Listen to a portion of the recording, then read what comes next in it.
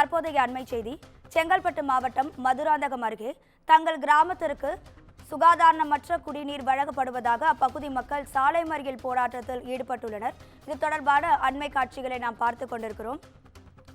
இது குறித்தான கூடுதல் தகவல்களை தருவதற்காக நமது செய்தியாளர் சக்திவேல் இணைப்பில் இருக்கிறார். வணக்கம் சக்திவேல், கள நிலவரத்தை சொல்லுங்க. வணக்கம் ராதிகா. செங்கல்பட்டு மாவட்டம் மதுராந்தகம் அடுத்த அச்சரப்பாக்கம் ஒன்றியத்திற்கு உட்பட்ட கிளியா நகர் பஞ்சாயத்தில் அடங்கிய ஒட்டக்கோயில், மேட்டுப்பாளையம் ஆகிய கிராமத்திற்கு தற்போது வழங்கப்படும் குடிநீர் சுகாதாரமற்ற நிலையில் கலங்கலாக இருப்பதால் கிளியா நகர் பகுதியில் இருந்து குடிநீர் கொண்டு வர ஊராட்சி நிர்வாகம் ஏற்பாடு செய்தனர்.